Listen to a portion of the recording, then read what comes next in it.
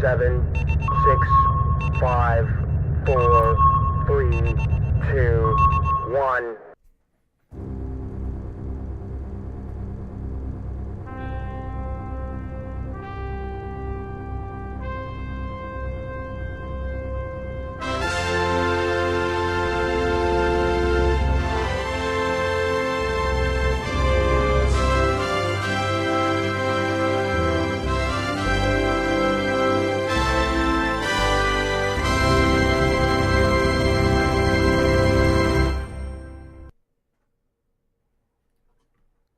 Hey, greetings. Welcome to season 4 of IFB Interfleet Broadcasting. I'm New York Pete, and this is my best friend, Chris. Hey, glad to be back into broadcasting range of planet Earth before we invade. That's right. And we want to thank you for tuning into our news and pop culture sci-fi entertainment channel. Full disclosure, Chris and I grew up on 70s and 80s TV growing up, movies, comics, cartoons, and we are big Battlestar Galactica fans. Even the traffic outside agrees They're with honking. us. They're like, oh, you're on the air. Yeah, PSG! So although we know for our sure that's New York, so the horns are actually wired to the brakes. So Yes, of course. Bert Oliver, see, told you. thank you for joining us. Yeah, see, they're all on. It's wired this, in. Man. Love it. It's a requirement for all New York cars that have New York license plates to have their brakes and their horns wired together. They are, and on top of that, let us not forget that they might be fans, because I truly believe that they're fans. Fran is with us. Fran, thank you for joining. And let's see, I mentioned Bert Oliver, who is also a sci-fi author. We've had him on the show. Looking forward to having you again. Carlos, thank you for joining us over on the Stranded Warrior side. And everybody else, as you come on, you know I like to do little shout-outs for all of you. Let me see who else. There's a couple others. Paul is on. And Dave Francoeur. Dave, thanks for joining us. Chuck is out there. Let me see. There's one or two. I think I'm George Yakumis in the house. George, thank you. Scott's with us. And who else did I miss anybody? I don't think so. So far, so good. I'm trying to stay on top of this.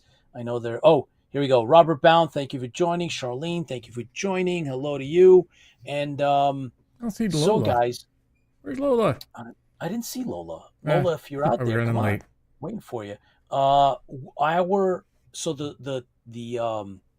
teaser for The Stranded Warrior has hit over 19,000 views. It's almost at the 20,000 mark. So we're really, it's really amazing. Thank you everybody for watching. Some of you a couple of times, probably over, but it's so cool. So thank you for that. And I've watched it. I've watched it 18,999 times. Yeah, but it's not. Susan, thank you for joining us. No, that's not all you, man. It's actually a lot of Paul. Thank you for joining. A lot of viewers. So let's do the toast. And we have you want to I'll bring we got this. I'll move that over and really, bring Pete. So really I'll read it off. Tonight's beer brought to you by Fran and who else is given to John us? McCartney. John McCartney. Tonight it's Cock-a-Doodle Brew. This is a coffee ale. It's a malt beverage with natural flavors added.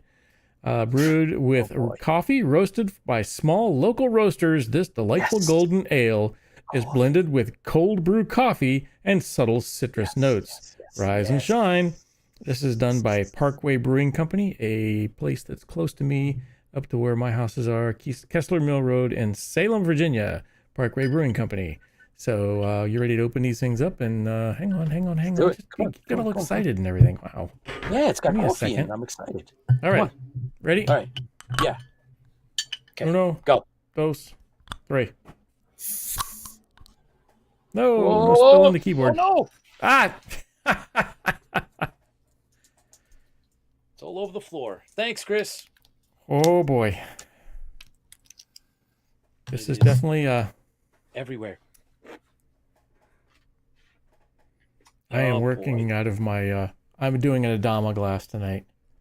Do you ever read the back of this thing? I'm doing an R2-D2. The leader and commander of Battlestar Galactica is the super science fiction in the super science fiction is doing his exciting role includes plotting the escape from the vicious Cylons. I totally disagree with that. Through outer space to seek peace on Earth. He's depicted as a colossal man. Really? Colossal man? Of war in his numerous breathtaking experiences. Hard to read when you're trying to read through the clearness of this thing. Well, that's because you hate Adama. No. And you should be ashamed of yourself. See how dark this stuff is. Well, part of it is on my floor. Oh, it's not dark. In my office. So my office is going to smell like beer now. Thank you, Chris. Oh, beer. It smells like coffee. Oh, Can't believe how much it smells like coffee and how yellow it is. Oh, I like it. Look. Yeah. Oh, this is good. It is definitely it's got floaties. It's got all kinds of. Wow. Okay. Whatever. Floaties? I don't see any floaties. Yeah. Mine's got floaties, man. Look. Oh, it's just dots. Those are the air bubbles, right? Those are air bubbles. Yeah. It's like coffee. I'm good. Yeah. It's just that my floor is all covered in beer. This smells so much like coffee. This does not smell like a beer at all. We're cheering. Anyways, we always toast to the fans out there and to the other people who actually fuel the fleet, the people who create the stories, the people who act in the movies, the people who write them, the people who make the sets, the people that are all behind the scenes as well as in front of the camera. And of course, it's the fans that fuel the fleet. So here's to the fans. Here's to you guys. Fans fuel the fleet. Fans fuel the fleet. Yeah, it's really strange tasting. That is really odd. Oh, that's nasty. Paul's having Two Town Cider House Raspberry Cosmic Crisp. I wish I had that. Because this year, Chris, I'm going to be the cider guy. And this is very horrible. This is, wow. This is horrible. Yeah. Oof. This is, guys. This is like drinking black coffee mixed with beer. Yeah, exactly. Oh, my God. If you like coffee, this is the beer for you. Cock-a-doodle Brew. I do, but it's like somebody spilled beer in my coffee. Oh my gosh! All right, 1912 cider is good. That's right. all right, John, where are you, We man? will finish this out tonight. So John's on. Hang on. Wow, Yep, I got him. Wow. Where did you find that? That is It's Parkway. It's a definitely- company close to me. I don't think they make it Oh my anymore. Probably Yeah, because I it can wasn't see very why. popular. Yeah, no kidding. Oh my God. You Woo. guys, we're gonna have holy Wow. Starbucks exactly. John 1 is coming on, and he's got a really cool write up with all the new cool stuff Pardon me. that all you kids need to know about, and and then we have our special guest tonight, Bobby Nash, award-winning author, and we're going to talk all about. He's written all kinds of cool stuff. Let's see. I'm still looking for Lola. Where's Lola? Come on, Lola. Where are you? And Charlene's laughing. Okay, cool. So, whenever you're ready, what are you doing there? Come on, concentrate. I'm trying to concentrate. That stuff is so nasty. I'm just. Oh, stop! You've made me drink worse than this. No. It could have been worse. I mean, I don't know if it's worse than the old beer that you drank that was like 5 years old. I don't know. No, it was more than that. This was nasty. The beer you made me drink, it was like the Vulcan Ale or whatever it Yeah. was. It was nasty and it was old and it smelled like vomit, but that's beside the point. This is nasty. Oof. Yeah. Wow. All right. I think Yeah. we have now found the nastiest beer on IFB. Yes, we have. Sorry, Yes, we have. I love me some Parkway Brewing Company, but that one's That one's yeah. Well, if you want it already. And John's got some background audio there, buddy, but you're good. John, are Good. you How's it ready? go, guys? How are you? Good. Yep, ready to go. Look what I got. Did you get one of these? No.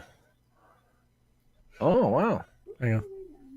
You didn't get your chiller ticket, man? Not yet. Not yet, dude. I got my chiller ticket and check it out. Da, da, da. Here it is. Going to Chiller Theater Convention. Bam! I'm gonna meet up with Professor Eric Patton. He's gonna. I think that hook red us up. stripe reminds me of the 2004 series, and they painted the stripe. red stripe across the traitorous Cylons. I'm not saying friendly Yes, because they're not that's right. friendly. So They were John's traitors. gonna look out for that because you should be getting it in the mail, man. That should be. That's why I probably did, but I probably go through it. I got a lot of mail over Yes, that's probably what it is. All right, cool, man. Hey, I saw. I looked at your deck. I saw the slides you put. Yeah. You have and some really cool stuff in there. So Yeah. whenever you're ready. All right. Oh, hello, everybody. It's that time of year again. Season 4 of Creepshow will debut October 13th on AMC. If you guys haven't seen it, it's a bunch of short stories of horror. And it's pretty good. It's on AMC Plus and on Shudder. So that's coming on. I think this Sunday night on AMC. There's some Really? good actors, good stories. Yeah, Creep Show. it's pretty good. Creepshow. It's a series. It's a TV series now. So they have Is like this one season what with season different is this? stories. And this is season 4. Oh my god, I'm definitely behind. I'm actually catching up on it. Yeah. There's some pretty good cameos, some guest stars in there. It's enjoyable. Some scenes are pretty scary, but it's good. Good for a couple of laughs too. But it's one of those creep shows. So that's on the 13th, and also another season of Invincible, the animated cartoon series on Amazon is coming out. The heroes get beat up by their dad again. They try to say the worth, but that's coming on November 3rd on Amazon Plus. And that's pretty good. If you haven't watched Invincible, it's based on a comic book series. I'd see it, but it's good. And let's see. The second half of Fear the Walking Dead will start on October 22nd. This series, it's pretty good. It's the last of the line, so they split it in half. So this zombie festival is finally going to die, and then Daryl Dixon is going to take over in France. It's already out already. So he's wandering around in France in the post-apocalyptic world. Check that out, October 22nd. And this upcoming series I did not know about. I thought it was pretty good. I saw a trailer for it for season 2. So I checked it out on Peacock. It's called Wolf Like Me. It's Zach Gad, and I forgot the other name, but she's pretty funny. But it's about the two American expats living in Australia. And one's a single father, and this one, he runs into this girl. And it turns out that they have a relationship, but she's a werewolf, and he tries not to get eaten by her. Cool. Yeah, that's pretty cool. It's pretty good. So the last web series is good, and the next series is coming up on, I think, season 2 will be October 19th on Peacock. It's pretty good. It gives good laughs, and I enjoy it. Nice storyline. She locks herself in, and it's pretty funny when she gets the goats. There's some good scenes in there. So I checked that out on Peacock. And Doom Patrol fans, there are 2 more episodes left they didn't put out yet. They're supposed to be the end of the series, but it's not dead yet. Thanks to James Gunn, it is. This is a good series. But the last 2 seasons, 2 episodes, will be on Max on October 12th today. So say goodbye to Doom Patrol, and let's see what James Gunn is not a big loss. Bring us. Yeah, I thought it was pretty good. It was. I wake up a couple Come on, times. they haven't done anything really good. Nothing. All their shows are going bombs. It's just bombing. Even Blue Beetle's back on exam. I will wait for that comes on Max. That's out. And a good series gone too soon. Thanks, James Gunn. And we like bringing you great authors to interview, so I thought I would show 2 new books coming out this month that might be good. The first one is The Dead Take the A Train. It's about a 30-year-old burnout in an alternate verse in New York. There's magic underground. And she takes a job trying to defend a friend, and she accidentally dooms the world. So it's pretty good. That's out this week. I can see that one. It's based in New York, so of course. Yep. It's just actually not a false story. It's probably the truth. Probably the truth. It's just the way it is. You'll see tomorrow. Yeah, when I get on the train tomorrow to go to New York Comic-Con, we'll find the dead there, I'm sure. Exactly. Hey, you're going too, right, John? We're going to meet up with you. I'm going to try to get there tomorrow. I'm still in the background, but we had a plumbing issue, so we might not be able to go to it. Dude, I will work on electricity all day long, but I will not touch plumbing. Yeah, it was a very crappy situation. Oh. a lot of beer and tears went on that one. Oh, yuck. A lot more tears than beer. Oh. And let's see. The next book is where did I get it? Oh, here it is. And the next book is called Jinbot of Shantyport. It's a mashup of Aladdin and Murderbot. So it takes place in a place on a dying planet. And brother and sister are trying to deal with it, and then they find a AI that grants wishes. So I wonder how literal it is, what kind of wishes he's going to do, but it doesn't seem fun. It's one of those fun things where you like the imagination and see what he does. So I wish for this, and something bad happens. There's always a catch. Yeah, always a catch with those. So I like those type of books. So it's pretty good. So that's coming out this month, these 2 books, and I look forward to them. You see him, get them. And let's see, Batman 2 will be coming out with the guy that's James Patterson. I still don't think he's a good Batman, but the new villain is going to be Hush. If you give it a series, Hush was a big comic book series, and it was a big villain. And also Clayface was going to make his first live action debut in it. So look for that for Batman, the Batman Part 2 coming out next year. And the main man is coming to the big screen. Jason Momoa will just play Lobo for the upcoming Superman Legacy film. I can see that one. I really can. That's going to be really good. That's good casting. So hopefully he does. Maybe DC will actually have something decent. That's what they're betting on. They've spent a lot of money in this Legacy movie. So the new Superman, I'm not too happy about it, but we'll see how he does.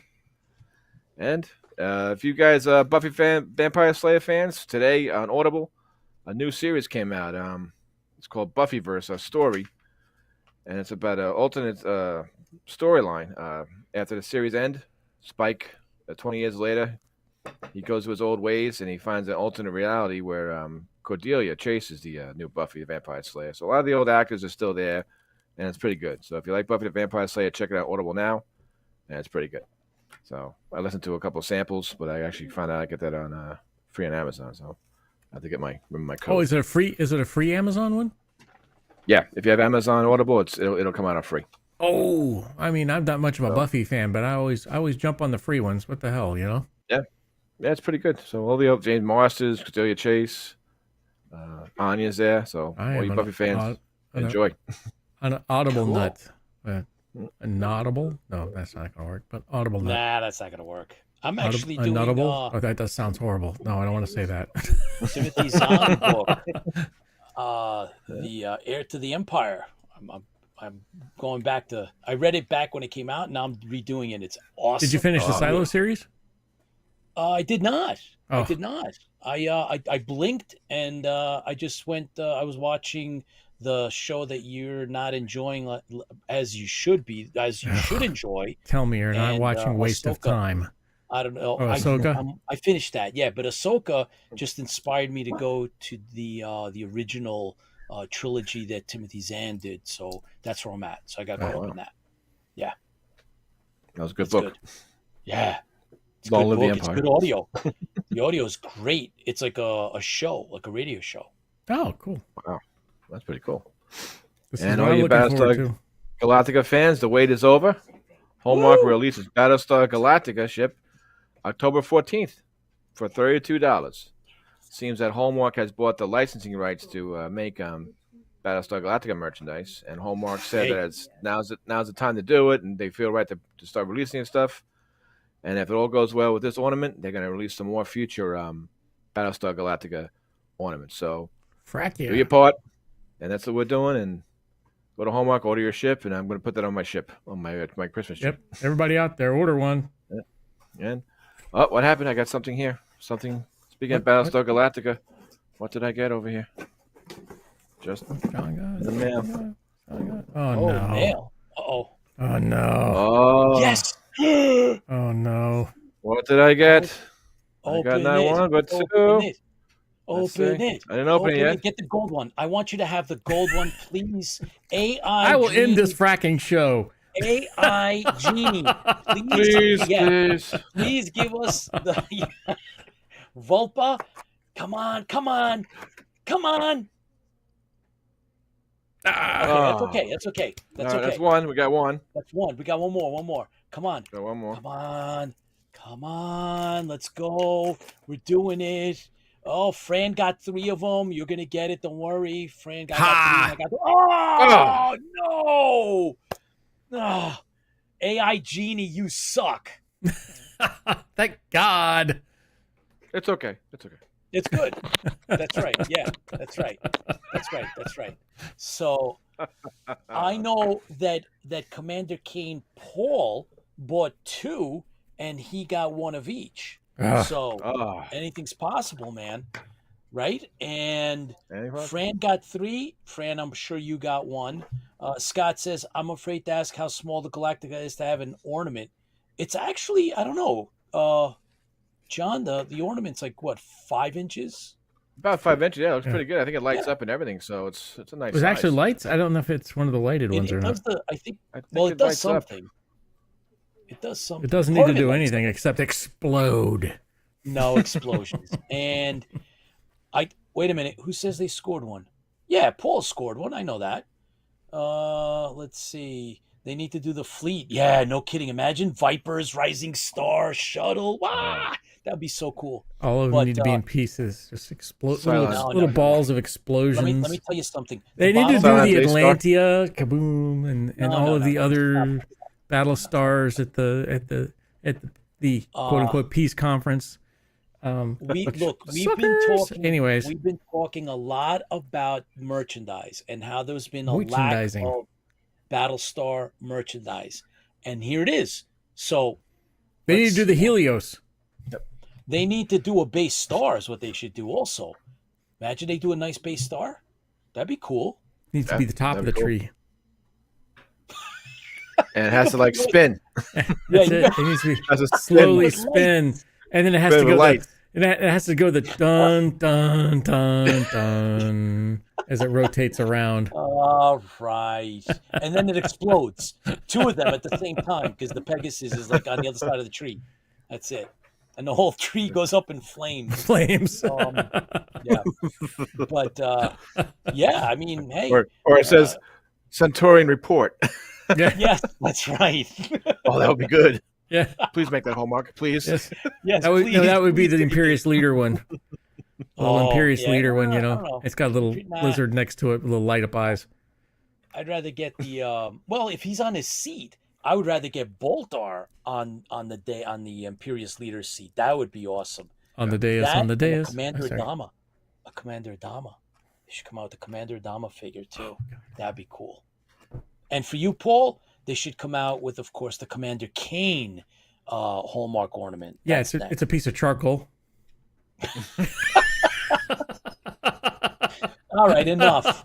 I'll have to have my Cylon tree. I'm going to get a piece of charcoal. I'm going to put Commander Kane on it. That's not what happened to him, but you keep making alternate universes. John, I expect to get a report of some sort as to your status for tomorrow. We look forward to hooking up with you. If your pipes aren't backed up, we hope to see you. Exactly. Not anymore. Yeah. Clay Arden, thanks for joining us. I see you out there. And Bobby Thome, you got to tell me how to pronounce it, but Bobby, thanks for joining us live. And yeah, man, it is what it is. So, all right, we will have we will do some live broadcasting from Comic-Con. We're going to pick up. We had some decent connections there last year, so hopefully we'll have another decent connection this year. I got a new phone, so let's find out. We're going to experiment and see what happens. So we're looking forward to that. So you guys look for some live broadcasts, updates from New York Comic-Con this weekend. Well, at least do one from the outside where everybody's lined up waiting to get in and getting scanned by the magnetometer. We've done it before. It's pretty cool. You see the thousands of people. Yeah. It means you're going in. It's fun. It's a rite of passage. I waited an hour and a half to get into the America's Mart at Dragon Con and then just gave up because it was going to take 3 hours to get in. And then we got in on Sunday thanks to John, because John waited online and we all cut the line. Otherwise, we wouldn't have gotten in at all at Dragon Con. And that was talk about patience and just line. Dragon Con, a.k.a. Line Con. It's cool, but you better be prepared. So anyway, we'll fill you in, guys. I like Robert Baum. He said, talk of the Kane ornament being I said it was going to be a piece of charcoal. Reminds me of the Uncle Owen and Aunt Beru action figures with the burnt skeletons. No, that's not cool, man. Wow. I saw a meme that I hate to off branch. He said Star Wars. I saw something the other day that was they're sitting at the table, and when they're the very first Star Wars, she's like, when are you going to paint the ceiling? And then they showed the other, I guess, the one that's supposed to be like 10 years into the future or whatever else, and the ceiling is still not painted. That's nasty. All right. Anyway, John, again, thanks for doing what you do. We appreciate it. Thanks for lining up our author tonight. Yes. And so we'll see. You'll have another update for us in a couple of weeks. And in the meantime, you and we're going to be visiting the Chiller Theater Convention, and Larry Minetti will be there. So, man, got to look for this, John, because what's the date on that one again? Eric's waiting for us, and so let's make sure that we get out there. And so we'll cover that. What's the date on Chiller Theater? And Chiller is October 27, 28, 29. We're going to be there. John, we're going out on Saturday, right?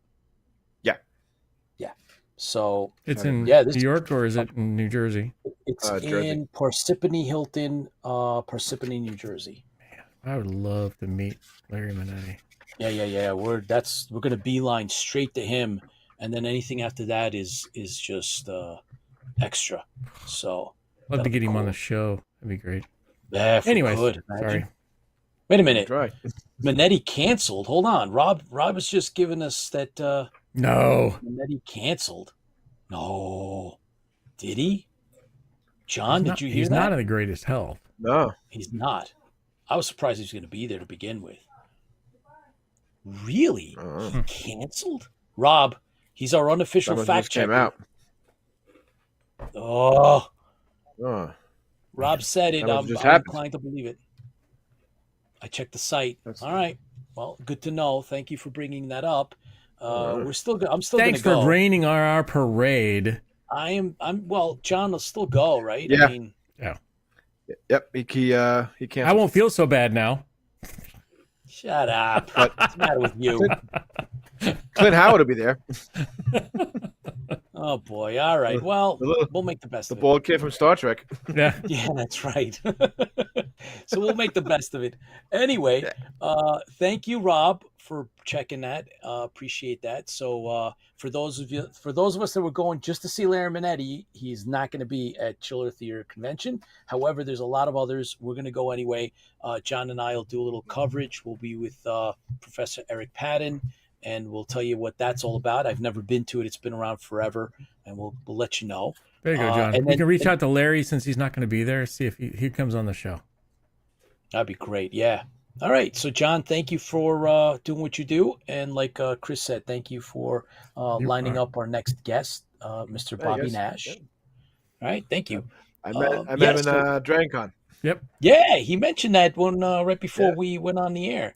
So, Bobby Nash is an award-winning author, and he writes on all kinds of stuff, whether it be, sci-fi, horror, pulp fiction. Got so much. Yeah, I mean, talk about G.I. Joe, Green Hornet, Star Trek, Ask the Authors, which I want to know a little bit about that. Writing reference anthology, that sounds interesting.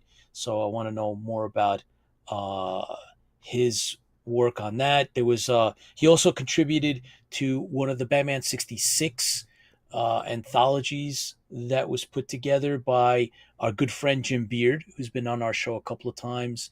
And also, I know there was a couple of other cool stuff that just stood out amongst, I think it's hundreds of books that Bobby's written, Bobby Nash, which is so cool. Dark Shadows, I think that was another one that I saw. And your favorite. Yes, I got to ask him about Carl Kolchak, the Night Stalker. I saw something there with Moonstone that you picked up on, Chris. Yep. But there's a ton of just really cool books that he's authored. I want to know himself. First question I'd ask is, where do you get the time? Well, we're gonna ask him. We're putting him on the hot seat when he gets here, which he is. He's in the green room now, and we're gonna talk all about League of Monsters. I mean, just unbelievable, cool stuff. So, hey, Bobby, are you out there? There he is. Hey, Bobby. Hang on. Well, we gotta hook up your audio. Ready? For some reason, I have not set that up correctly. All right, give me 1 second. More buttons. Now he's got it. He should be good. Check now. Yeah, Bobby. Check. Can you hear me now? Can you hear me now? Yes, we can. Bobby, Good. welcome to IFB. Excellent. How are you, Bobby? I am here. The Thanks wonders so much for of having live me. production. Yeah, of course. The honor is ours, Bobby. You have so many different books. Your background is diverse. You've actually been on at least two shows that I know of. One that you mentioned, and the other one I saw as well in your bio. So Doom Patrol and Creep Show, which is kind of cool. Yeah, I know. I heard John talking about those earlier. It's like, hey, I know those. Yeah. I did 2 episodes of Creep Show. I did one, the one with Dana Gould called Skinwalkers, Skin Crawlers. Sorry, Skin Crawlers. It's all about a weight loss thing. And at the beginning, I'm Mr. Simmons. I am the first person we see go into the procedure, and then a much smaller version of me comes out. Excellent. So it works. I don't get to explode on camera, but we can pretty much guarantee that happened.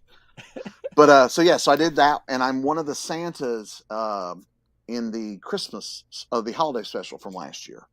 Oh wow! So that cool. was fun. Yeah, So it is. I tell you what, it is a lot of work playing a Santa in the Santa suit, running and jumping and all this stuff in the spring in Atlanta. Oh my God. Boy. It is And that's very all you. hot. Yeah, we just got back from Atlanta from Bobby. Dragon Con, and it was hot enough there to begin with. So Yeah. Now put on a Santa suit They made you and do go that? run. God. Oh yeah, Shame on because them. we were outside. In the episode, it looks very cold because they have the whole winter wonderland, but it was like 90 something degrees. And Oh my so, God! Wow. yeah, Wow. the movie magic, So Yes. yeah, I did that, and I've done a lot of stuff over the years, small bits, a few, a lot of background stuff, but I've done stuff with lines too as well. But I did a couple episodes of Doom Patrol. There's one I'm just walking around, like in their second episode, where I'm just following Negative Man around the bus terminal. Okay. As All right. I'm playing like a government agent, and he's like trying to escape, and I'm just like kind of keeping an eye on him. But then I did an episode called Sex Patrol last season, which we have a party. It's a big party for Danny the Street. Danny's been injured, and Danny is this supernatural being who used to be a street, now has come back as a brick, and the brick is broken. And we are trying to generate positive energy so that Danny can be reconstituted. And I still had the beard from playing Santa.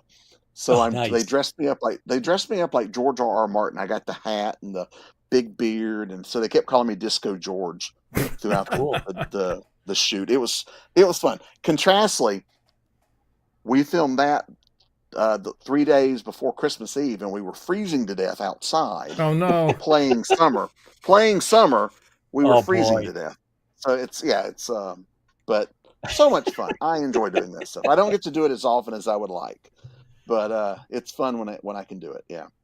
Very cool. Excellent. So you're a man of many talents, not only acting, but authoring and writing, right? And visiting us. So yes, the latest that you've worked on, if I'm not mistaken, based on the Amazon that we pulled up, you actually worked on Galloping Around the Cosmos Memories. Yep. Which is a Star Trek related. I'd seen this on social media. It's been out all about, and I am most definitely interested, and I will definitely be picking this up. Can you just open up with some of that and what that's about? Yeah, sure.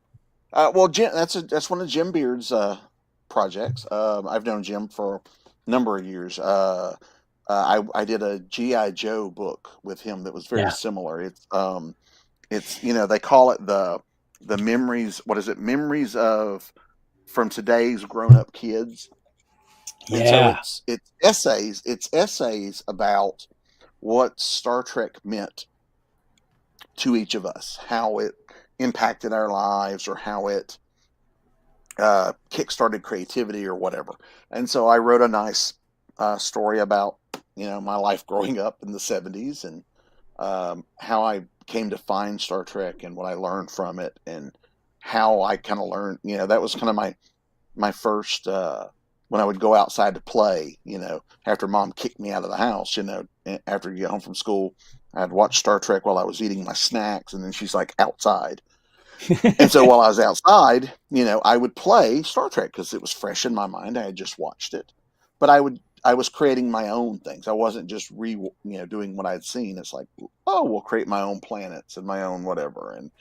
And that was kind of one of the beginnings of me using my imagination to create stories. And so I talk about a lot of that kind of stuff and how that worked. And I've written, not official Star Trek, but I have written some scripts for some of the groups that do fan films. I've gotten to meet some of them. That's right. You did Farragut Forward, right? Well, I did one of the Farragut Forward. It was not for the original Farragut. Yeah, I wrote an episode called Pilgrim of Eternity. No, sorry, Conspiracy of Innocence. That's right. Okay. I think I have that DVD, by the way. Yeah. Yep. I did that one. I basically I rewrote most of the dialogue for Star Trek Continues first episode, Pilgrim of Eternity. Yep. Oh, yeah. And then, okay. Yeah. So I wrote most of the dialogue in that, and added a bunch of action. There wasn't a lot of action in it, and they wanted to ramp up the action. So I did a lot of that. And then I wrote one for Hospital Ship Marie Curie, which basically I took a MASH plot and put it in outer space. Cool. And then I've done a couple for Starship Webster. One just came out called Where Monsters Dwell, and they're filming one now I wrote called Periphery. So they're fun. I do Sweet. those when I have small bits of open free time. Of Because you know course. I can't imagine you having any free time. it's there's not a lot of it, no. But you know those are things you do for fun because you can't make any money writing a fan film. Right, Because exactly. you know, right. Yeah, you have, we know that for you know, fact. right, you can't sell any of that. So you Yeah, know, we know it's that for fact. It's something you do for fun. Yeah, so those are fun. So when I have time or a story just pops into my head, like Where Monsters Dwell was just one of those where I called up Randy Landers, who runs the Potemkin Studios, and it's like, okay, I have a story. This story came to me. Do you want it? And he's like, yeah, write that up. So Nice. so Oh, yeah, very cool. yeah. So those are fun. I have a ball doing those. It's really really cool to see, you know, see your story come to life. You know, see it acted out. Just like when I do comics, it's so cool to see how it is when the artist adds their part to it and how they've interpreted what I've written, and you come away with some really cool, you know, pages and effects and stuff. So I love that stuff. That stuff is awesome. Bobby, you have a newsletter? I do, yes. It's called Nash News. From my website, bobbynash.com, you can click and go. And if you sign up for it, you get a free copy of Snow Falls, which is the first book in my Snow series. You get an Cool. ebook of that for free. Very nice. So yeah, it's and I send it out once a month, and just updating what I've done, where I'm going to be. I do a lot of conventions and travel and events, Ah, so I keep all that stuff on there, and what's coming up, what I've worked on. If I notice places have sales on books, things like that. So you've written yeah, like murder mysteries as well? yeah, I do a little bit of everything. Wow. I do. I work for. Excuse me. I'm what they call a hybrid author. I work for publishers, but I also have my own self-publishing or small press company Okay. called Ben Books.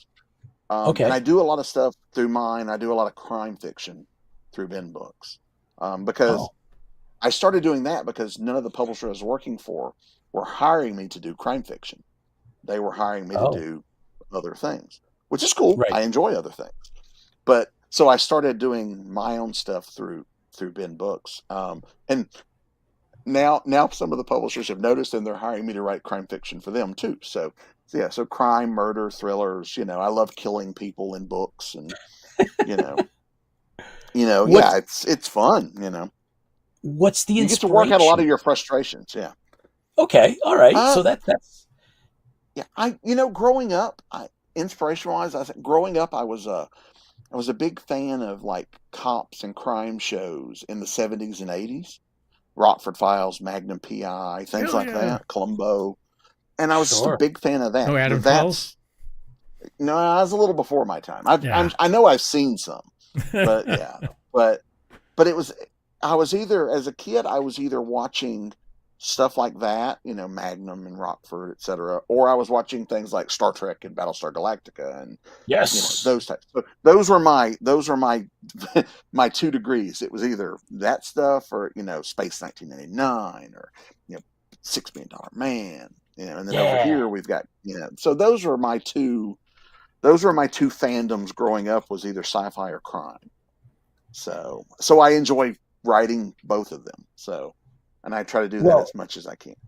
look, Bobby, bottom line is you're in the right place for an author or anyone in whatever their field is that's a fan, right? So because hmm we know that a fan brings something extra to their work that a writer or whatever they may be, it could be an actor, director, whatever it is that is not a fan of our this milieu, the genre that we're talking about, this world that we inhabit and we love.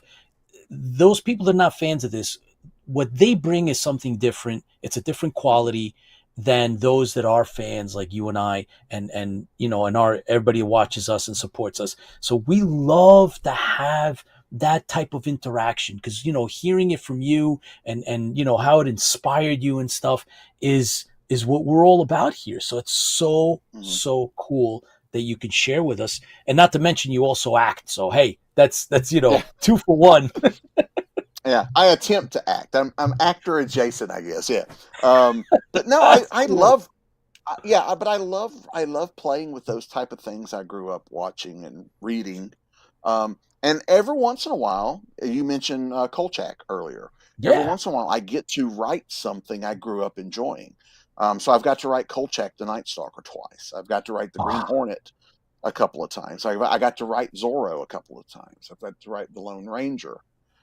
So those type, that's really cool. You know, I got to play with some of those things that as a kid, you know, when you play around going like, oh, wouldn't it be cool to write these guys? And it is. And so there's a lot more, there's a little bit of stress when it comes to writing those characters that pre-exist, because, you know, you kind of have to, like when I write my own stuff, I can do whatever I want to my characters, you know. I can't cut off Zorro's arm, for example. So sometimes I have to like rein in some of my impulses to murder characters. With when I write, yeah, when I write, you know, characters I don't own. But they're a lot of fun. I've been very lucky to get to write some of those. There's still a lot of characters I love. I would love to get a shot at, but I haven't got there yet. Like who? but you've been, well, yeah, like who, Bobby? Who's Well, somebody that? I'm a huge comic book fan, so I get to write comics, but I would love to write at least the Fantastic Four at least once. You know, Ooh, Thor at least once, Spider-Man at least once. The $6 million Man at least once. You know, Ooh, there you go. I'd like to write official Star Trek at least once. You know, it would be fun to do. And so yeah, just stuff like that. You know, some of it may happen, it may not. You never know. But it's one of those things. You know, media tie-in work is not. You can't just go up and say, "Hey, I want to do this." You know, you kind of have to right. Kind of get get your way in. selected. Yeah. Yeah, because it's not just the publisher that's hiring you; it's the people that owns said property. Right. So, like when you do anything with a publisher, you send it to the publisher gives it a yay or nay, and you go to work. The publisher can still like it. It can go up to the owner of the property, and they can go, "We don't like this guy," and you can get, you know, or they Ah, can say, "We love this guy," you know. But you've got those extra steps because the people that own the property, you know, they're really wanting to. Their job is to protect their property. So sometimes it's, well, we like your idea, but you know, there's 2 Zorro shows in production. We've already got somebody doing this story for one of those. You can't do that. Oh, So there's wow. more steps. There's more of that kind of stuff. So you just kind of have to, you know, you can't just do whatever you want. You know that it's not like writing fan fiction. When you write fan fiction, you do whatever you want. There's a lot more do's and don'ts and rules and Bible and comes with it. If you can't do this, you can't do that, or you must do this, or so there.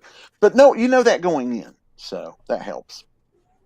Sorry, I talk with my Interesting. hands a lot. That's gonna. that's fine.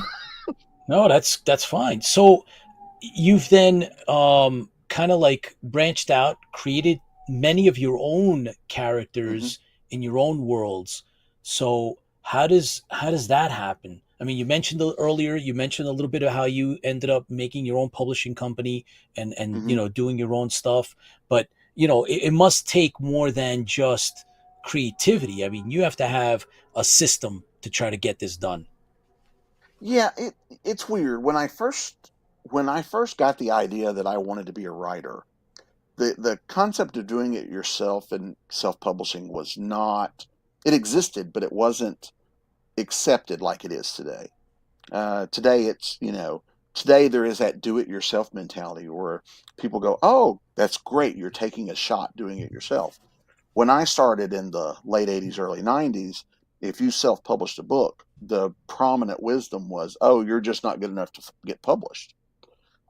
So my goals going in was to find a publisher, And when I sold my first novel, it was called Evil Ways. I sold it in 2004. It came out in 2005. It was equally the most exciting moment of my life and one of the worst experiences of my life, because the publisher turned out to be terrible. Oh no. So and the contract was for 7 years. So for 7 years, they had the rights to my book, which was fine. It was out there. I used it to get other work with other publishers, because your book is your resume. If you're telling people Right. I'm a writer, the first question they're going to say is, well, what have you written? And if you say, oh, I'm working on my first book, you can see the glaze go over their eyes. You can see them lose interest. But if you say, I wrote this, and you put a book in their hand, you've bought yourself a minute. You've bought yourself. There's some legitimacy in having that book in your hand. And so I used the book to get other work. And then when my contract ended, I shopped the book around again, but I couldn't find a publisher that was interested, that I was interested in. It just couldn't find a good fit. And so the decision to do it myself was just to keep the book out.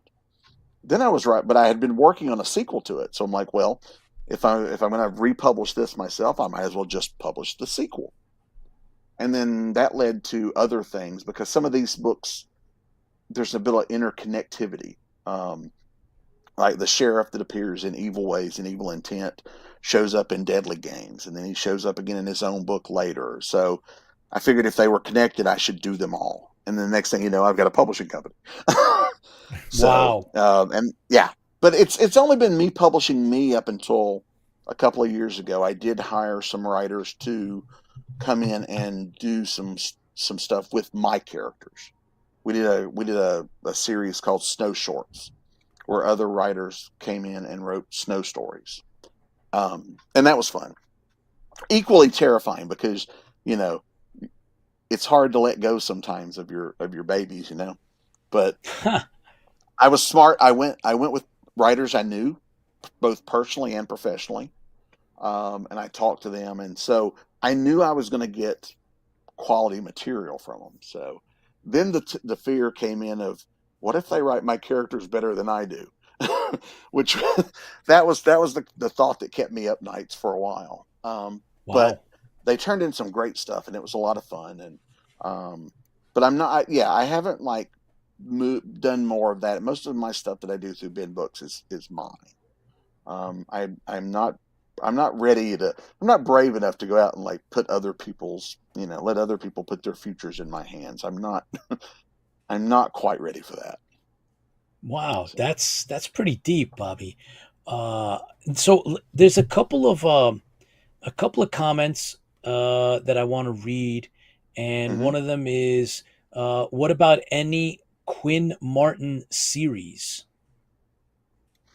Well, I was a big fan of a lot of that stuff growing up. I mean, I'm totally blanking on, and the only thing I can think of is off the top of my head is Barnaby Jones, and because I know that was a Quinn Martin series. Was it Streets of San Francisco was as well, and But you're I writing remember stuff watching all close of to it. those. Yeah, similar genres. I mean, certainly my snow books, for example, are very much.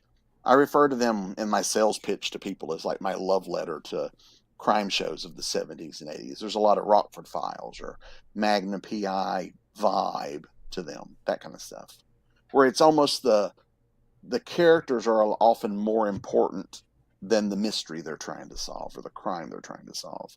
It's how the characters relate to each other.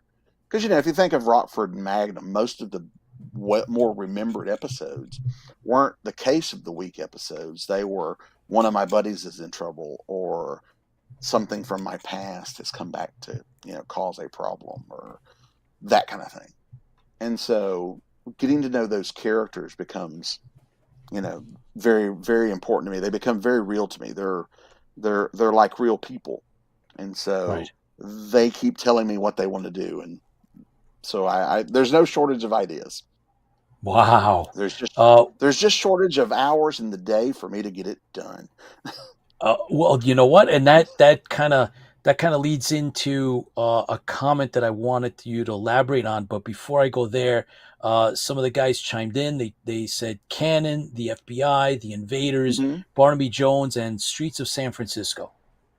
I remember loving, was it Today's FBI or something that had the guy that played Mannix was in it. I remember enjoying that one in the 80s. And yeah. Yeah.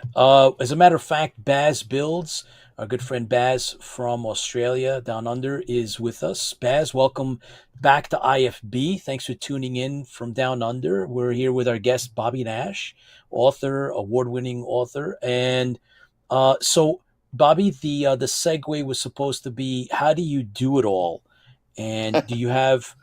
Is there any kind If you cloned of yourself, we want to meet the well, clone. yeah. Well, besides the Wouldn't that clone, be nice? is there some kind of a thing that you do? Is there, something that you've set up in your that you say, all right, this is the note, the journal, this pen, and this song starts, and then I go. What do you do? No, now a few years back, I mean, in 2016, I got laid off from my day job, Okay. and so I decided I would give it a full-time shot.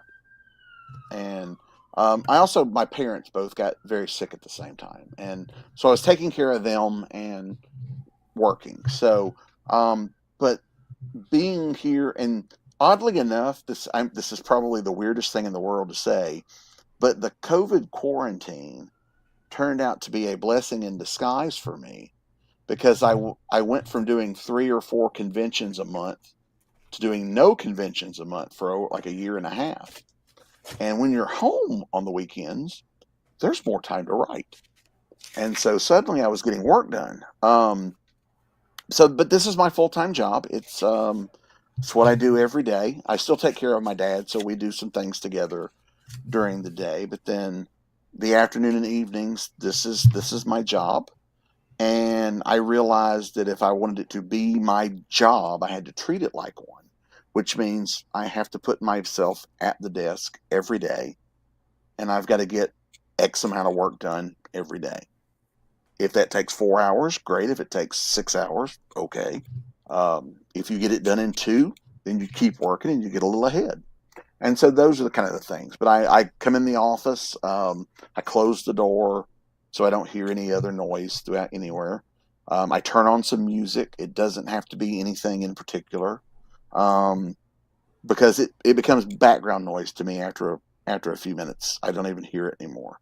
But just, it's the music's on, the lights are on, I've got a fan, so it's not hot, and I just start working, and I'll go until just okay, I'm done, and then I'll get up and take breaks, because it gets rough on the back and the butt sitting at the chair for so many hours. You have to get up and move around. Oh yeah. And yeah, so you have to get up and do that. Every once in a while you want something new to drink or that kind of stuff. So yeah, but just half the battle is me getting started. Once I get me in the chair and start working, and I've gone through and wasted my time on Facebook and which is usually TikTok how my day starts. Or whatever. Yeah. You start listening to, you go down, God, if you go down the YouTube rabbit hole, or any of those type of things, and just so usually that kills the first hour, is me checking messages, checking all my social medias, etc. And then it's like, okay, time to do some work. And then once I get started, I'm fine. But getting started, is the hard part, because as it's one of those things. It's so funny. It's like, as writers, the main thing most writers do is we find anything else to do. How many times you hear a writer go, well, I'm going to write. I need to write, but I also need to clean my office, or I need to mow the lawn, or I need to fold laundry, or we're always looking for something to avoid writing. Squirrel. So yes. Yeah. Well, we're our own worst enemy, really. Our good friend Baz, who has built a 1-to-1 scale Mark II Viper from the reimagined Battlestar Galactica, just said In the garage. in Australia. In Australia, time is such a precious commodity. I have 72 hours left on the Viper. I reckon but that equates to 3 months. And Wow. he will be finally over. It's taken him years to do that. It is phenomenal. He's got his own website, and he posts on regularly, and the work that he's done is just incredible. So he knows about time. But it's but it's work he loves too, so that makes Yeah. a difference. It does. It doesn't always, like when I worked a corporate job, the idea of just sitting at a desk for 8 hours it was so hard. But I can sit here at my desk working here for 10, 12 hours and not bat an eye because this is work I love. So it doesn't feel like work. So, but yeah, it's the hardest part really isn't the writing. The hardest part's all the other stuff, the business parts, Oh, getting that's the work of out, course. the promotion, and I'm a one-man band, so I'm setting up my own interviews. I'm updating my own websites. I work with editors and cover artists and stuff like that, but who make do a much better job of that than I ever could. But it's for the business side of things. Yes, I'm the one that's kind of dealing with whoever I have to deal with. I don't have someone doing that for me. But yeah, so it's a time management thing, and it took me a while to get there. I mean, this is not something I just went, oh yeah, I'll do this. It's most of it I learned by screwing stuff up. Yeah. And which really, that's the best teacher in the world. You screw something up bad enough, you go, well, I'm never doing that again. Next week, we do the same thing. Yes. And then I go, well, okay, this time for real, I'm never doing that again. And then next week, yeah. So I am fully aware that I am my worst enemy. Wow. So these are the inner secrets on how some of this actually gets streamlined. I'll tell you that when you mentioned the pandemic, I know I ended up publishing my work when I got that extra time. So I get it. Because people are always asking me, how do you find time to write? And that's the wrong way of thinking. If you're waiting until you find time, you will never get it done. Never. You have to make the time. Yeah. Yeah. Just like you guys doing this show, I've got to be here this time, and so you schedule it, you plan it, and you can plan it however. I have writer friends who are like, I have to get my kids up at 7 to get them ready for school, so I get up at 6 and I write for an hour. And if you write for an hour, then you will eventually get a book. However much. If you just write 1 page a day, at the end of the year, you've written 365 pages. Correct. Yep. That could be 1 book or 2 books, depending on what kind of, what size book you're writing. So, I mean, there are ways to do it. You just kind of have to go, is it important for me to watch 3 hours of TV at night, or can I just watch 2? So, and that's one of those things we just have to do ourselves, decide what's important. And if you want to make the time, you can do it. It's not always easy, but you can do it. So, quick question, Bobby: are you a day writer or night writer? I'm a night writer. Well, I do write during the day. If it wasn't like regimented in my job, I would do more at night. But I kind of have my day scheduled because I am not a get up early in the morning person unless I have to. So my work day doesn't start till about 2:00 in the afternoon those days. So I'll work, but during the day I'll write. But that's when I do the business stuff, interviews and press kits and press releases and all that stuff. And then then after dinner I'll sit down and I'll write for several hours it's quieter. There's less distraction. There's less interruptions. The phone doesn't ring at night, that kind of thing. And so I get more done in the wee hours of the morning. Yeah. Bobby, tell us about your convention experiences, and then lead us up to where you're headed. Okay. Well, I love conventions. I've been doing conventions since 1989 was my first one. Right after I got out of high school. My parents wouldn't let me go to them when I was in high school.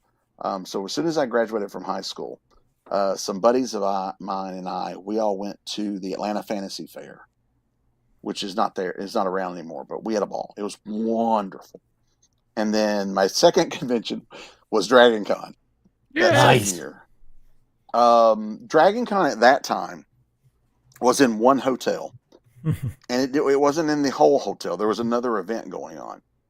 And I remember going, this is the biggest thing I've ever seen. And now that entire convention would fit in one floor of the America's Mart. So, you know, you guys have been there. Dragon Con is a Yep. big monster of a show. You know, Oh yeah. it's 5 hotels, 3 convention centers. I mean, it's huge.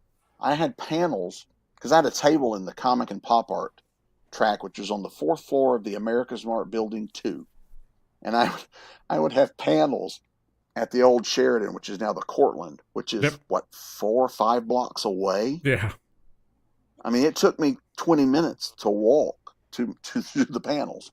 So yeah, it's a monster, but it's my favorite show of the year. It's my best selling show. It's probably the biggest show I do, but I do a lot of shows. Most of mine are fairly local to the southern United States these days, just because of what I have to do around here. But I've done New York. I would love to go back and do New York Comic Con again, or San Diego Comic Con again. You know, I used to go to Chicago every year, so I kind of miss those. I would love to get back to do those, and I have a blast at a con. I love talking to other creative people. You know, there's a lot of people watching that's really good at conventions. You know, a lot of costumes and a lot of people that have, you know, put all this work into not only making the costumes, but a lot of these people are like, they're into character. They're in, you know, and so I love getting to meet creative people and talk to people, and, you know, get to talk up my books and hopefully sell some, or get to talk to other people who have similar fandoms, you know. Having the Kolchak book at Dragon Con this year was great because I got to talk to a lot of people that were like, oh my God, I didn't think anybody else knew about this show. You know, It's Pete's favorite. Right. But it's one of those weird things. There's a lot of fandoms that you assume you're the only one. One year at Dragon Con, this has been a number of years back, I remember I was asked if I would be on a panel talking about Sequest. And I was like, yeah, I enjoyed Sequest. I'll do that. And so it was me and a friend of mine. We were the panelists, and it was just a fan panel. And I figure, okay, this is Sequest. There might be 10 people show up. And it was standing room only. Wow. And I'm like, it's one of those things. You don't realize how many other people love this same thing you do because you don't see them all the time. And so, yeah, so I'm constantly being introduced to things I didn't know about, you know, or being introduced to because you can't watch everything or read everything. No, of course not. Yeah. But I'm constantly being introduced to new things that I enjoy by meeting people at conventions. I have made lifelong friends from meeting people at conventions. There are people that I talk to on a regular basis that we met at a con. And we bonded, and, you know, friendships are born that way. So cons are very special to me. I do them as often as I can. Sometimes I do a few too many, I think, because like I said, I'm gone almost every weekend. Like from now, I've been from August until mid-November, I've had something every week. Wow. Every weekend.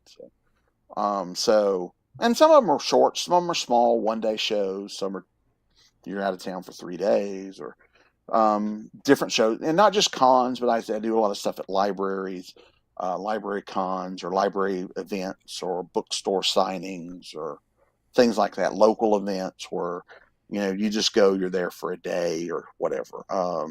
Like this weekend on Saturday, I'm at a library. They're doing a library event. We'll be there to sell books and do panels. And actually, the next 2 weekends, I have library shows doing that. So wow. So they're fun. They're fun. I love. Yeah. What about cons? When's the next couple of cons you're gonna do? Okay. I have to read it because I'm not. I can't get it remembering that. I'm going to be at Monsterama which is in Okay. Atlanta. I'm only going to be there on Sunday, October 29th, because Saturday, the 28th, I have a comic book signing in South Georgia Oh, at a very comic book nice. store. So, but Monsterama is a good classic monster type event here in Atlanta. They've got a lot of really cool people, like Carolyn Monroe is going to be there this year. Nicholas Meyer is going to be there. A bunch more other wonderful people. And then November 3rd and 4th, I'm in Huntsville, Alabama for the Huntsville Comic Convention. And then later in November, the Atlanta Comic Convention, which is a one-day show they do 4 times a year. And so I'm usually at that one. So that's a fun one day. And then I'm not a guest there, but I'm popping into Multiverse next weekend, the 21st. I have an event during the day. And so while I'm out in the area, I'm going to just pop in and say hello to people because I know some of the other guests that are going to be there. So Cool. so I do a lot. I like I said, I love it though. I love traveling. I would love to get out and do more.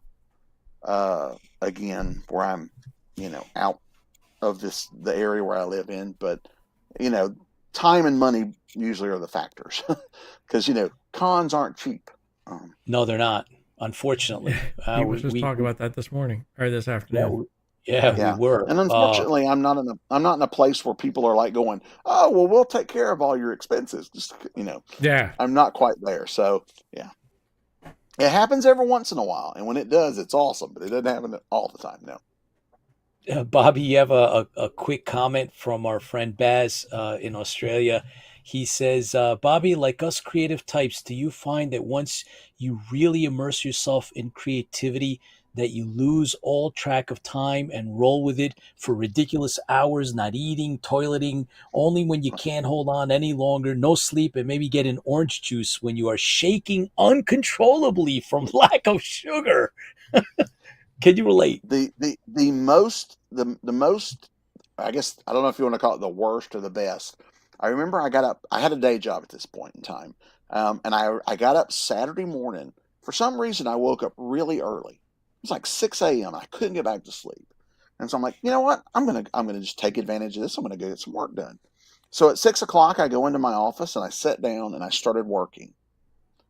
When I looked up again and I noticed it was dark. And I was like, has the sun not come up yet? And it was 9 o'clock at night. Wow. And I had just blanked out the day. But it was weird. It was one of those odd days too. My phone never rang. So there was no interruptions. And I never thought about being hungry or thirsty I always have, water and whatnot on my table, but there's usually 3 or 4 bottle of waters or whatever. And, but yeah, just was so into what I was doing that it killed the day. That doesn't happen as much anymore, but 4 and 5 hours to stretch and you realize, oh, I should get up. My back is starting to hurt. Yeah. So, I know that yeah, feeling. because you just kind of get in the zone, you just kind of get immersed in whatever you're doing. And yeah, it can take over. And it's wonderful when that happens, even though, like I said, by the time you're done, you're like, oh, my back hurts so bad. But you're like, look at what I accomplished. Yeah. It's and then you hope you read it being back crippled for the rest of my life. Yeah. Well, and then you hope when you read back over it, it's not crap, because you'd hate to think you hurt yourself to write crap. But yeah. Oh, Susan says So- I do that when I sew. My personal experience, I think my record is 10 hours when I was writing my history book. It was just a rabbit hole that you just end up spiraling down further and further and just lose complete sense of time. And I guess it's like it slows down around you, Yeah. and you're just kind of, all thoughts of anything else just leave your mind, and you just kind of like, it's hard to explain, but it's just, it just, something kind of just takes over. And Oh yeah. yeah, That's for sure. it's the closest it's the closest to time travel I'll ever get, Or Nirvana. Yeah, but it's one of those things too. And you realize when you're done, you're like, it's not, oh man, I just blew 6 hours. It's, wow, I just Look spent what I 6 hours. accomplished. Yeah. So, Yeah.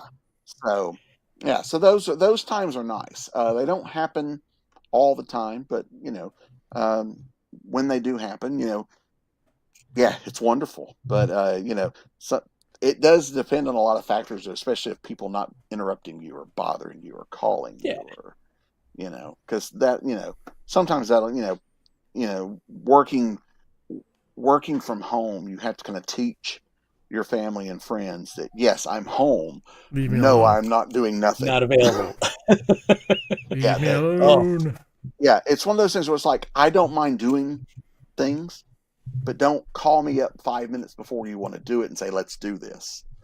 Let me Right. know the day before, and I can work a little extra tonight to take tomorrow off, or because deadlines, you've got to meet deadlines. Deadlines are so important, and you don't want to blow too many of those. No, of course not. Baz says, let me tell you about time travel yesterday, because he's in the future talking to us Yeah. in the past. So that's quite the mind blowing experience there. But Bobby, two questions.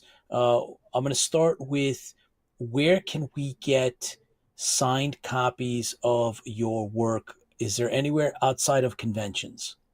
Oh, sure. Well, you had the store page. You were scrolling through it. I do have the store.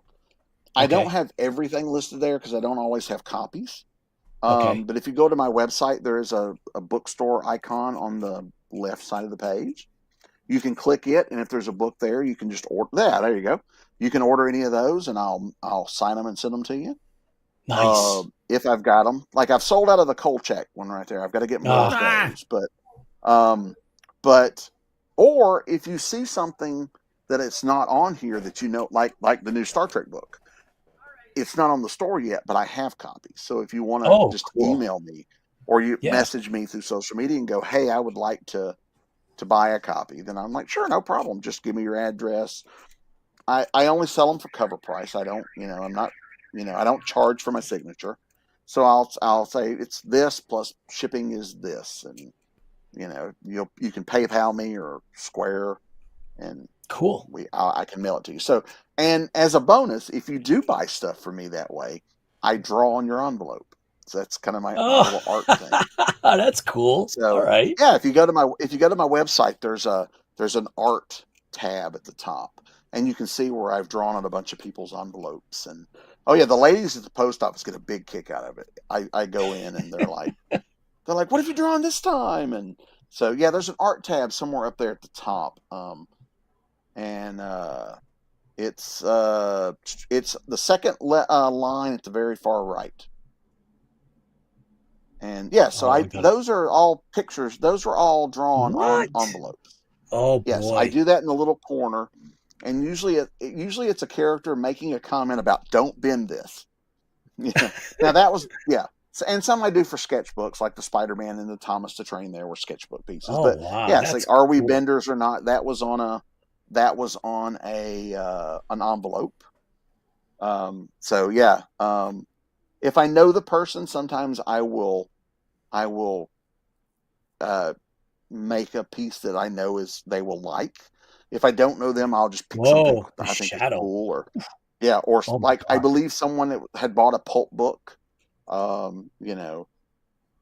knew the guy that got this one was a big Fantastic Four fan with Galactus, and so I would try to match it to whatever they like, or That's awesome. That's That's he's very no good cool. to me bent, Yeah, somebody bought one of the Green Hornet books, so I put so yeah, so stuff like that is, cool. and I love to draw. I don't get to do it very often, so it's kind of a freebie thing I do for people buying a book for me. You get a little bonus of a piece of envelope art. Oh my God, that is so cool. Love Yeah. it, Bobby. Love it. Yeah, and then All right. at conventions, I do sketches for people. I can sell sketches, or I have a little sketchbook I sell, or I've also done free comic book day. A lot of time I'll go and sit up at a comic shop and just do free sketches for the kids all day. there You would we like go. that one? Yes. Yes. Oh. By your boy. command, do not bend. Hey, Chris, that looks like something that you need to get. That's right. Yeah. So stuff like that is fun, and like I said, a lot of times it's just whatever I feel like drawing at the time. When I did this particular one with the Cylon, I had just bought a pen that's a silver. It's kind of hard to tell on the envelope, but it's not all grays. There's a silver like Sharpie that it didn't translate as well as I thought it would be shiny wise, but it added something. So, but they're Cool. fun. But I Very enjoy doing that, and I do these while I'm sitting watching TV at night. Love it. And it's just fun. So yeah, so those are, so if you buy something from me, that's a little bonus. If that's something that keeps I have had people buy stuff just to get the art. Oh my gosh. So very cool. But very yeah. cool. So yeah, so that stuff I just have fun doing. That's a little bonus. It's just something I started doing just for the heck of it. Now those that's so cool. those are from DragonCon. DragonCon did a sketchbook for kids. And so if you came into the comic and pop art and had a 12 or under kid, they would give them a free sketchbook, and they could come by, and various people would do free sketches. That one, the RO character before, that's actually a comic strip I did based on my dad. It ran for 12 years in a kids magazine. Oh, really? Yeah. One of these days I'm going to get them all cleaned up and put in a book. But Nice. yeah, I turned my dad and my family into comic strip characters. That's awesome. They were not enthused at first, but after a while they kind of got into the spirit of things. Yeah. So but yeah, so stuff like that. So I did a lot of sketchbook stuff, and I do, people come up, especially if kids come up, I'll doodle something out for the kids because they just love it. They love watching it and seeing what you do, and a lot of times too, when kids watch you draw, they don't they know what it's like when they draw, but seeing someone else draw is almost like a kind of magic to them, Yeah. Oh yeah.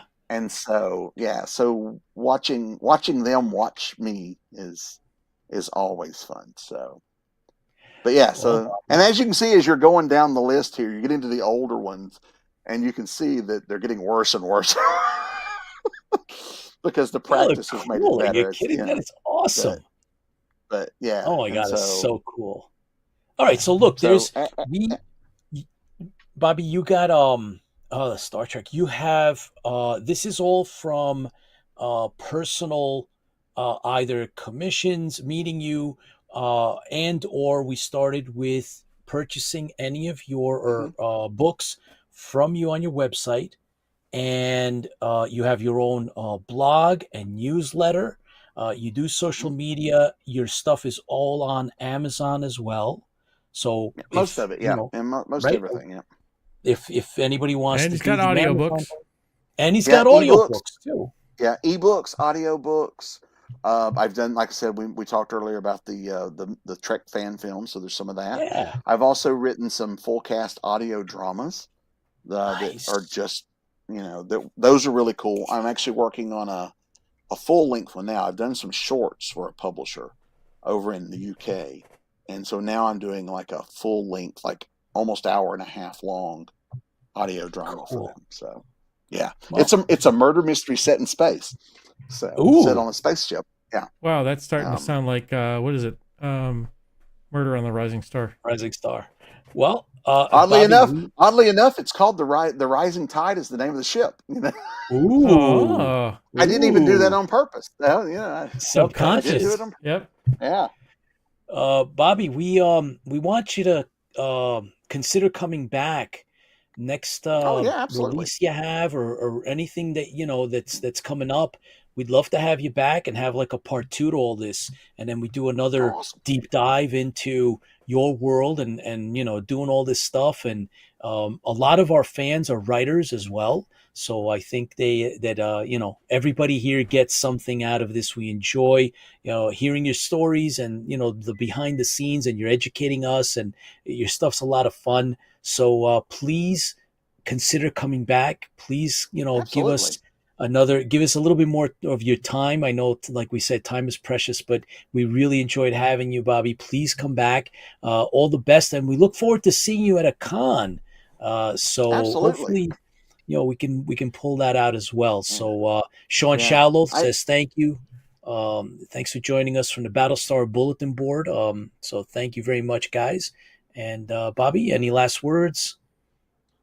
Just thanks for having me. This was a lot of fun. I had a great time talking with you guys, and I would love to come back. You know, I love talking about this stuff, and the ins and outs of how things work and how publishing works is always a fun topic. So yeah, I had a great time. So yeah, and if anybody thinks of questions later, like I said, I'm on social media or my website. Shoot me a message. I'll answer it. So fantastic. Bobby, here's to you. Yep. Cheers. Thanks for doing what you do. Thanks for creating those wonderful universes. I have that. Yes, it's a lot of fun. Fans fuel the fleet, Bobby. Take care of yourself, and hope to see you soon. Get on a T-shirt, by the way. That fans fuel the fleet. That needs to be on a T-shirt. That's awesome. We started the trademark process for it, actually. Yeah, that's a great line. Yeah. So, take care, Bobby. All right, you guys have a great night. We'll talk to you soon. All right. See ya. All right, thanks. Oh man, see, that's cool, right? I said it during the broadcast, Chris, right? When we have our guests are fans and they do stuff, it makes a difference. You can tell. Yeah. And that's so much fun. By the way, I don't know if you noticed, I have something like a Battlestar Galactica watch that I picked up on eBay for $15, brand new. And I just, let's see if you can, yeah. So I just kind of thought, since I don't have one of the fancy ones, I might wear this next time. Good luck finding a Hughes Aircraft Company watch that's not in the kind of cool triple-digit price range at $500 plus if it's working. No kidding. Ridiculous. But great guest. Really enjoyed having Bobby on. That's cool. Look forward to having him on again. Talk for another couple hours just about this stuff. Oh yeah, all the stuff he does, and it would have been great, to find, get a little bit more next time we get in there and say, what was your favorite stuff? What inspired you in regards to wanting to be a writer? And I mean, there's so many great questions left unanswered from him, and the books and the comics and I still think he's cloned. I really do. There's no way. It's so much stuff. No way. So he's got time for that. So cool. But either that or his next book needs to be written on time management. So yeah, right. Yeah. No, Bobby there's Nash, a bunch. Time management. Yes. Yes, you do need a clone, Bobby, but there's a lot there. We can and not, never mind the deep cut. I mean, there's enough material that needs to be brought up, and he seems to be very systematic in how he does it, and he has an excellent way of presenting it. Like it just kind of flows, and it's really easy to grasp. So we definitely want to go do another dive into his world and his techniques and stuff. Oh yeah, it's super impressive. Really, really, really enjoyed that. So thank you, Bobby, for coming on. And New York Comic Con, Chris, tomorrow we will be in New York City. I'll be jumping in the Raider and running up to New York City, 5 hours away from where I'm at, and we will explore New York Comic Con, and then the next day we'll do the same thing, and hopefully we'll run into some great people there, some cool, there's never really good sales stuff in regards to the old stuff.